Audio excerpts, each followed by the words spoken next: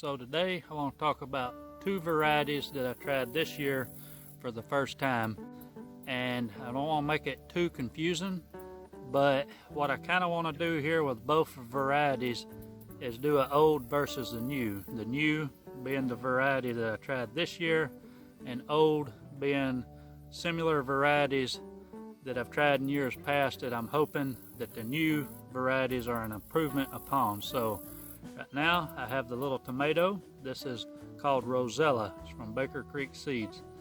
Everything I'm talking about today actually came from Baker Creek because they're an awesome company. So we'll skip productivity. You probably want to know how this thing tastes. Well, I don't eat tomatoes because I don't like the way tomatoes taste. So I'll have to rely on other people's opinions. Lucky for me, I have a lot of opinionated friends who love free tomatoes. And I've got almost the same exact reviews from both tomatoes. And basically, people say about these little dark brownish black purple cherries is that they have the rich full-bodied flavor of a full-size old-fashioned slicing tomato all packed into a little cherry tomato. So a lot of people love that. But as far as a comparison between the old and the new, everybody loves both of them, so they're tied. So I do have a couple of my own opinions, but we'll have to get down here and look really close at the details so you can see what I'm talking about. Got me a nice little bowl that I picked yesterday, and there's a couple things that I'm looking for as a grower, and this is mainly where I wanted to see the improvement in these new tomatoes. So let's just look at what I've got here. Right off the bat, you see a split tomato. This usually happens with an excess of water. These plants have certainly had that. It's been raining quite a bit. But I picked about twice this many yesterday, and I had two split tomatoes. So that's not perfect, obviously, but compared to the black cherries, that's pretty good. I had a really bad problem with the black cherry split, and the Rosella seems to resist it. So here's another thing. I don't know if this is going to show up on video, but there's a discoloration, and it's right below the skin level. It's kind of a whitish color. I don't like the way that looks. It's not something I would want to sell. I think it would affect marketability. I don't eat them, but I do think that people have told me, if I remember right, that this does affect the texture and the taste of the tomato. So obviously I'm holding one of those, so this is again not perfect, but a lot less of that than what I saw in the black cherries. So for me, that's 2 up for the Rosella. I will grow these. If I had to choose between the Rosella and the black cherry, I would grow these again, and I probably will try these again later on. Now, my decision's made up with that, just as a grower, because I don't eat them, but there's something else that's interesting that didn't change my opinion, but it may be of interest to you.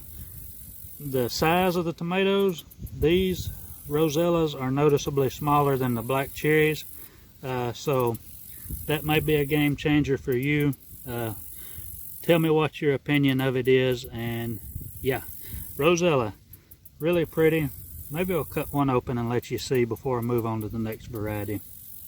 So I think I ought to cut one open and let you see what it looks like. These are really interesting on the inside. So if you've never seen a black or purple tomato cut open, it's like a dark green, grayish, brownish, blackish. I don't know what color you would call that. I guess it's all of the above, none of the above. But really pretty, really interesting. It's off-putting for some people, but usually after they try it, they really love it. So that's that. Check out this guy. I see these all in the okra patch. Saw a couple yesterday. I'll show you that later. But anyway, the next variety is in the okra patch. It's a Thai basil. I like to interplant basil in my okra rows in different places, and it fills in a gap. So this is a Thai basil variety, and it is called Thai basil. I guess this is just the old school plain Jane version that Baker Creek carries.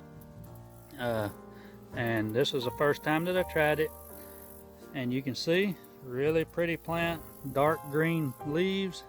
I know you can't smell it, but great licorice smell like the Thai basil should have.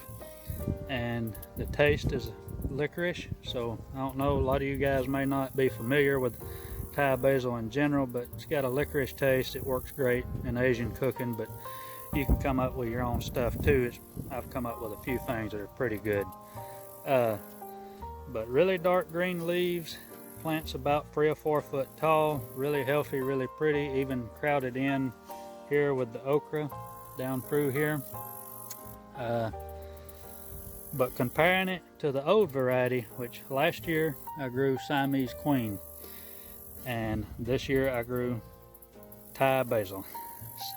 This is a pretty plant. It does have really nice looking leaves, great smell, great taste. However, the Siamese Queen had bigger leaves and had a stronger flavor, stronger smell. And this has beautiful purple flower spikes. Pollinators love these things. If you want to bring pollinators in, grow this just for that even.